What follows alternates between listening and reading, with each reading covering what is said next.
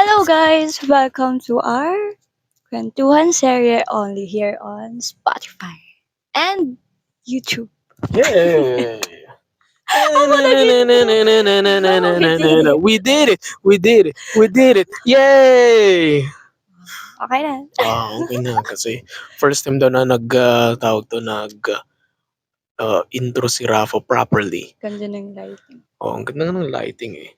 So, guys, meron kasi kaming deal ni Rafa na 'pag yung isa magbo-brought up ng topic, dapat yung isa mag-i-intro. So, kung siya yung magbabasa ng topic, ako mag-i-intro. Kung ako magbabasa ng topic, siya mag-i-intro, gano'n. Oh, So, magandang umaga sa inyo guys, good morning, ohayo, bonjour, gano'n. So, meron tayong pag-uusapan ngayon guys, actually brinot up ko na kay Rafa kanina.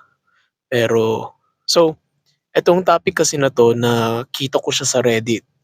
So, sabi dun sa tawag 'to, sa post sa Reddit, bakit daw ang daming mga Pinoy wants a mature relationship on social media but glorifies toxic behavior. So, nung sinabi ko kay Rafa 'to kanina, so sa social media daw kasi bakit daw nino-normalize daw especially sa Facebook, yung mga post na parang, um, proud sila. proud sila na parang toyoin, suyuin, suplada, overprotective boyfriend sila, gano'n, or paranoid boyfriend sila, gano'n. Pero gusto nila yung makahanap ng someone na mature. So, sabi niya do'n sa post na yon, ang dami daw mga Pinoy na proud daw na pinapakita daw sa social media, especially mga shared post na, "Hahaha, yes, ang totoong matinong girlfriend ay tuyuin o suyuin o suplada," or mahal ka ng isang lalaki kung overly protective siya sa'yo, even sa pananamit mo, gano'n. Pero itong mga tao na 'to, they want a mature relationship pero sila hindi. And when they find a mature partner, mature manliligaw, kind and sweet and mabait, gano'n, always do'n nila ginagamit daw yung linya na, ayaw ko siya kasi masyado siyang mabait, masyado siyang mature, to the point na may nagsabi pa daw sa Facebook na, sayang yung effort ko na gusto ko siyang awayin everyday. Parang gano'n. So, matagal ko na siya actually napapansin sa Facebook, pero I really don't mind it, gano'n. Pero nung nakita ko kasi yung sa Reddit, parang, okay, good conversation topic 'to for this podcast. So, anong magandang title dito? No, Pag-iisipan natin 'yan. Oh. So, ngayon lang, ang tanong ko sa'yo, what do you think about it? Saka naman, di ba, nung sinabi mo kanina, sabi ko, parang masyado silang nag-e-expect sa someone na gusto nila ng matured guy or matured na babae. Pero maski sa sarili nila, parang hindi nila kayang i-meet yung Yeah. expectation nila sa ibang tao. Yeah. Parang hindi sila nagma-match, ganun ba? Oo. Kasi kung toxic yung isang tao, bakit mo kailangan or bakit ka naghahangad ng mature na Yeah. partner? So, paano ka makakahangad ng gano'n na tao if ikaw mismo sa sarili mo, hindi mo din alam na toxic pala yung pagkatao mo. Oo. Parang gano'n. Kasi parang ang pangit din kasi ngayon na makikita mo na lang sa social media, Facebook, ganyan, na ang daming nagpo-post ng gano'n para lang makahanap ng parang susuyuin sila, cha-chat sila, ganito, ganyan, com-flirt sila, gano'n.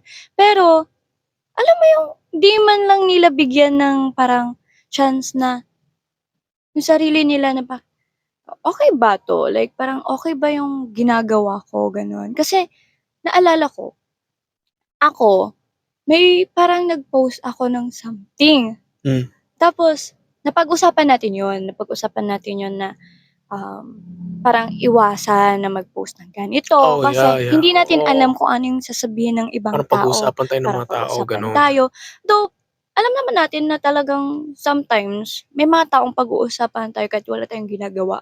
Oh, yeah. Pero kung kaya natin iwasan yung parang pag-post ng parang sad girl ka, ganyan, kahit hindi naman or kahit sa family gano'n, Mm. parang mas magandang i-lessen or iwasan yun kasi yun yung parang mas pino-point out ng tao 'pag nakikita nila. Kasi ang pangit din 'pag ano, 'pag nakikita nila yun tapos okey naman kayo ng partner mo, okey Oh, naman kayo yeah, ng totoo. family mo, Parang gano'n. tawag 'to, parang Magtataka na dahil lang sa post na sila. yun akala nila nag-aaway tayo, Oo, pero parang in yun na reality din hindi yun. pala. Yun na din Oo. yung parang ang toxic talaga. Ikaw Oh, ba? yeah. Ay, yung sa'kin kasi noon, tawag 'to, ang funny, kasi ang dami ko nakikitang ganyan sa Facebook especially. Alam mo yung kunyari, 'pag nag-away sila ng partner nila, tapos kunyari si girl magshe-share siya ng shared post na parang sad-sad, Hmm. gano'n-gano'n, or tuyuin siya or something like that. And then yung boyfriend magko-comment dun sa shared post ni girl tapos makikita mo nag-aaway na sila sa comment section. I was like, cringe. Like, guys, hindi ba dapat, you know, parang hindi niyo ba naiisip kung ano yung tingin ng mga tao sa inyo? Hmm. Kasi kung para sa inyo, yung pag-aaway in social media, like parang, "Ha, anong paki nila sa amin, anong paki nila sa amin?" Like, 'di ba? Kami lang naman 'to. Pero it matters a lot kasi nga pag-uusapan kayo ng mga tao, and ang weird kasi parang pagsasawahan kayo ng mga tao na away bati, away bati, away Oo. bati. I swear to God, most ng mga tao na nakakakita ng mga post niyo gusto lang talaga kayong katusan na. Pero siyempre hindi nila magagawa yun kasi that can be a crime or something, 'Pag gano'n. sa post naman kasi, parang dun nga sa comment section madami ding nakiki-comment kasi 'di ba, Oh, na yeah, parang friends oo, ganyan, isa ta's din yun. nakiki-tsismis gano'n. So, paano 'pag naging okey na kayo, hindi mo naman makakausap lahat yun, like parang, okey na kami wala na yung post ko Yeah, gano'n. Hindi mo naman malilinis yung image ng partner mo 'di ba, 'pag oo, once na nag-post ka gano'n or parang naging okey kayo pero sa mata ng ibang tao parang gano'n na ka-toxic yung oo. relationship. Pero sa'kin, pansin ko lang 'to, um, mas ma-shared post ng mga parang emotional something yung mga girls Mhm. compare sa mga guys. Kasi, sa'min ni Rafa kung titignan niyo kasi yung, personal Facebook account ko 'no, panay shared post lang siya ng Pokemon, WWE, anime, or mga nerd stuff, gano'n. Tapos, si Rafa parang mixture, meron siyang mukha, meron siyang, parang nakakaawang matanda, meron siyang inspirational. Ay, naku. Minsan sa'kin consistent Pokemon, WWE, nerd stuff, gano'n. Pero siyempre tawag 'to sa Facebook, kahit onti lang yung tawag 'to, mga friends ko do'n, pero siyempre meron yung mga Facebook friends do'n na parang girls, 'di ba? And then makikita mo yung mga shared post nila na parang, um, proud tuyuin, gano'n. And then the next day maghahanap sila ng mature guy daw, gano'n. And then the next month nakahanap ka ng mature guy, at the next month 'di daw sila nag-workout kasi according kay girl masyado siya daw mabait, si guy. Ayaw niya yun. Hmm. Hindi ko maintindihan why some people are finding a mature relationship pero hindi nila kayang i-change yung sarili nila. Kasi sa'kin yung na-meet ko si Rafa before, ganito, before kayo pumasok sa isang relationship, make sure na mature na kayo and sure na kayo sa sarili niyo. Kasi once na mature and sure na kayo sa sarili niyo, alam niyo na kung anong klaseng partner ang hahanapin niyo. So, naalala ko noon yung si Rafa before, nung first time namin na nagde-date, yung parang I think, siguro first month namin, and then na-try niyang toyo sa akin. Sinubukan niya akong Talaga. toyoin, pero straight up sabi ko sa kanya, kung hindi natin mapag-uusapan ng matino itong problem na 'to, then go find someone na puwede mong tuyuin, gano'n, or puwede mong supladahan. Kasi ako, I don't have time for that, busy ako sa work ko, busy ako sa life ko, ang dami kong puwedeng gawin kaysa suyuin ka or something. Sa'kin kasi, alam ko kung anong hinahanap ko sa isang partner. Partner na mature, partner na mapag-uusapan ng any problem, especially the little ones. Kasi yung mga little ones sometimes yun yung mga nag-aawayan talaga ng mga partner, 'di ba? And yun yung nagustuhan ko sa kay Rafa over time na naintindihan niya na, okey mature itong taong 'to and parang tawag 'to, parang hindi siya nagjo-joke around, gano'n. So, yun yung nagustuhan ko kay Rafa na anytime 'pag may away kami or anything, at the same time hindi din tayo masyadong nag-aaway, 'di ba? Mhm. Parang pero 'pag may away kami napag-uusapan namin Misunderstanding. kaagad, Oo. lalo na mga misunderstanding, gano'n. Kahit sobrang liit na bagay. Kahit sobrang liit na bagay guys, pag-usapan niyo 'yan. Pero the fact is, I went already into the relationship na mature na, and at the same time si Rafa, mature ka na din when you came to the relationship, 'di ba? So, gano'n sa'kin guys, kasi ang pangit naman 'pag yung kunyari yung guy pumasok sa life mo tapos mature, understanding and stuff, 'di ba? Tapos darating ka sa buhay niya, suyuin mo ako anytime, 'pag tinoyo ako suyuin mo ako lagi." Alam niyo guys, 'pag nakahanap kayo ng sobrang mature na guy, he will not give a fuck about it. Na parang, okey kung ganyan ka pala, okey sige, I'll find someone that is much more mature than you. And it's going to be a repeated cycle until you Hmm. will realize na ikaw pala ang mali, Oo. hindi yung mga lalaki na nakaka-date mo. Kasi sometimes, mature guys come into your life. It's just you that doesn't want to be mature Mature. enough. Ayun. Ang dami na niyang nasabi. Pero sa'kin naman 'no, totoo naman yun. Mas maganda kasi 'pag parang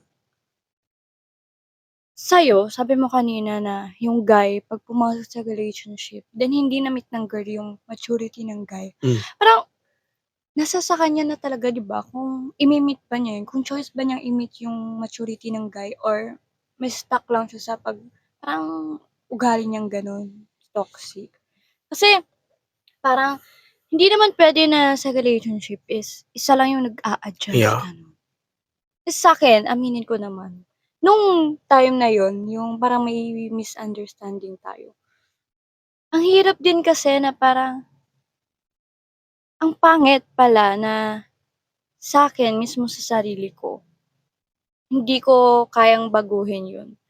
Ano na lang mangyayari sa relationship, 'di ba? Hmm, Kasi ayaw mo namang mawala. So, kung ayaw mawala yung relationship, anong gagawin mo? yeah. Gano'n. So, parang need mo din talaga mag-adjust, like need mong baguhin kung ano yung need mong baguhin. Kasi ang pangit din talaga yung, mindset na parang kung ano ako, parang yun na lang yung mahalin mo. Tanggapin mo na, Yeah, gano'n. kung ano yung ako ngayon, parang tanggapin mo. Yeah. Paano 'pag nag-e-expect na yung partner mo, hindi naman yung as in expectation na sobrang taas, parang sa pag-uugali lang.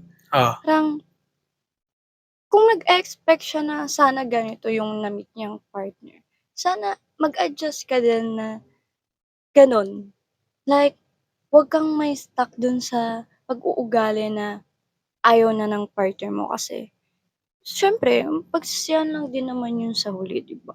hmm, At saka may napapansin din ako, hindi ano? lang sa Facebook gano'n, story gano'n. Yeah, Parang isa din 'yan, 'pag alam oo. mong wala na yung relationship, ayoko yung mga tao na parang pa-victim ba. Alam mo na tawag 'to, may napansin ako sa story kunyari, um, alam niyo kung paano niyo malaman 'pag heartbroken ang isang Gen Z? At Siguro ano, story ng Sky, sad background ah, music, tapos alam mo yung sobrang liit na oh, text na quote, gano'n. Alam mo yun, kasi 'pag mga millennials, aminin natin, 'pag, yung mga millennials 'di ba, kunyari 'pag heartbroken, talagang, long post. gano'n. Pero 'pag mga Gen Z, very cute, eh. I mean, dalawa kami ni Rafa, we're part of the Gen Z group. Pero ang cute sa mga ibang Gen Z na 'pag tawag 'to, 'pag, heartbroken, alam mo kunyari, ano siguro yung, nanliligaw sa kanila, kunyari meron yung mga alam mo yung, what do you call this, yung, sino-soft open pero hindi nagkatuluyan. So, ang Ah, meron akong nakita, yung shoulder ni Guy, yun yung nasa picture tapos naka-filter siya ng parang retro, tapos merong sad background music, yung "You betrayed me", gano'n. Tapos merong tawag 'to, maliit na text na alam mo yung heartbroken, gano'n. talagang mahahalata mo Oo. kung broken or ano, Tapos 'pag magre-reply ka sa story nila, "Okey ka lang ba?" "Ay, oo, okey lang okey ako." lang. Ayun nga. Kasi parang 'pag may tao kang kilala or someone na nakikita mo sa Facebook na okey naman sila, then parang biglang nag-story, Oh, story ng broken, ganyan. yeah. Yung alam mo yung situation nila na yung isa sobrang toxic. Uh-huh. Pero etong toxic na tao parang siya pa yung may Pa-victim, gana, oo, may gana na mag-story ng parang pa-victim ng mga yeah. post, gano'n. Ang pangit, bakit gano'n? Like, hindi ba siya nahihiya sa ginawa niya tapos gano'n pa ka kakapal yung mukha na mag-story ng kung ano-ano para lang parang ipalabas sa mga tao na siya yung victim dun, na siya yung na-hurt. Sabihin na natin na-hurt kayo parehas, pero alam naman natin na parang mas madami kang pagkakamali. Parang ikaw yung dahilan kung bakit nasira yung relationship ninyo. Pero bakit parang ikaw pa yung mas may ganang mag-story ng gano'n? Pangit. Alam mo, meron akong napansin na parang stages niyan. Hmm, So, ito guys yung mga parang, stages of, sad boy, sad girl on social media, especially sa stories gano'n or post. So, first stage, siyempre magpo-post sa story ng parang mukha talaga siyang heartbroken. mhm. The next day, nagpo-post na 'yan ng parang alam mo yung, "I'm a bad bitch", or parang alam mo yung mga lalaki, mga tawag 'to, kantang Hev Abi na gano'n. Then makikita mo the next day after that, parang okey nasa party, nakikipag-hangout na with, guys or with girls, gano'n. The next week, back na naman ulit sa sad, nami-miss niya daw. Tapos biglang, nagbalikan ulit Hala, sila, nagbalikan ulit sila. After no'n, okey balik na naman ulit sa sad boy. So parang, tawag 'to, repeated cycle siya. cycle lang talaga siya. 'Di ba mapapansin at mapapansin mo parang kahit hindi mo kilala, Oo. parang 'pag palagi na lang daan ng daan sa Oh, newsfeed yeah. mo gano'n, parang maiintriga ka na rin Hmm, talaga. Ta's 'pag once na nag-post na sila ng ano, ng parang issue, hmm. siyempre hindi naman natin matatanggi na mag-scroll dun sa comment section. Pero siyempre mapapaisip ka pa rin, ba't kailangan umabot sa gano'n, 'di ba? Ako may aaminin ako, So, Oo, naalala ko noon, ito yung ugali ko kasi sa social media. So, 'pag meron akong nakitang story na parang dalawang mag-jowa, kunyari fina-follow ko sila or friend ko sila sa Facebook. 'Pag meron akong nakitang story ng dalawang mag-jowa or yung isa lang, ini-story yung away nila on social media, gano'n. Like especially story, tapos okey lang on the first time. Pero 'pag makita mo na parang paulit-ulit na yung hmm, story na gano'n, ang ginagawa ko is ina-add friend ko and ina-unfollow ko. Kasi kahit hindi ako parte ng problema nila, pero nakaka-affect kasi din siya ng parang tawag 'to, mental health mo, eh. hmm, Na parang maiinis ka sa mga taong 'to, gusto mo sila pagsabihan, pero hindi mo naman sila mapagsabihan kasi hindi naman kayo gano'n ka-close mhm. talaga. So, ang ginagawa ko is, ina-unfollow ko or tawag 'to, ina-unfollow, ina-unfriend, gano'n. Pero kung close friend naman namin ni Rafa gano'n, hina-hide story ko. Kasi siyempre magtataka sila, 'di ba, bakit mo ko in-unfollow, in-unfriend. So, ang Mhm. ginagawa ko is hina-hide story ko. 'pag, nakikita ko naman lagi sila nagpo-post, yung shared post ng mga sad post gano'n. Ang gawin niyo guys para hindi niyo makita yung mga, shared post nila at saka pero gusto niyo pa rin ma-keep yung na sila as friends sa Sa Facebook. Facebook. So gawin niyo, punta kayo sa profile nila, i-click niyo yung unfollow. Kasi Para 'pag hindi lumabas yung mga post. oo, gano'n. So yun, social media tactic para sa inyo guys. Wala na akong masabi. Ako meron akong masabi. So, Oo. teka lang, Ako meron akong ma-she-share lang sa inyo. So, binabasa ko kasi itong book na 'to about, title niya is The Compound Effect. And merong isang chapter doon na so yung author kasi, sabi niya na when he was single before he met his wife, ni-wrote down niya everything that he wants for a wife. Kung ano yung personality niya, kung ano yung mukha niya, kung ano yung tawag 'to, how she moves, how she acts, how she treat other people. So, 100 yun. 100 niya, like 100 items niya nilista yun sa kanyang journal. But na-realize niya na these traits na sinulat ko of, yung wife na gusto ko mahanap sa future, hindi sila nagma-match sa personality ko ngayon. So kung nagkatuluyan kami nitong wife ko na 'to on paper, na sinulat ko ngayon sa current personality ko, ay hindi kami magma-match. Baka iiwan niya din ako kaagad. So what he did was, lahat ng mga sinulat niya sa journal niya na yun, chineck niya yung sarili niya if ganito ba ako. Hmm. Kunyari, sabi niya, "I want my wife to be patient." Pero check niya yung sarili niya, "Am I patient?" So kung hindi siya patient, yun ang binabago niya sa sarili niya until na-realize niya na sarili niya pala ang kailangan niyang baguhin. Baguhin. Hindi yung maghanap ka ng isang tao na mafi-fit in yung ideal partner mo, pero sarili mo muna ang uunahin mo. So what I love about yung author na yun is, once na na-transform niya na yung sarili niya into a better person, na-meet niya si wife niya. And according sa kanya, everything that I wrote on that paper describes perfectly my wife. That's the reason why sobrang ganda ng relationship namin. Kasi sabi niya, yung wife niya fits everything that he wants in a partner.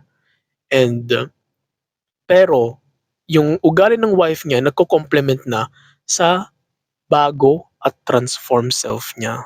Hmm. So, yun yung sinasabi guys kasi sometimes 'di ba merong mga tao na gusto kong maghanap ng mature na girlfriend, mature na partner. Pero we always forget the important thing is, are we mature ourselves? Yung tignan mo ba muna ang sarili mo, 'di ba? Ang ganda ng chapter na yun guys. Kung gusto niyo malaman kung which chapter yon, punta kayo sa tawag 'to, chapter 3 habits. So, i-recommend ko sa inyo yung book na yun, ang ganda nun.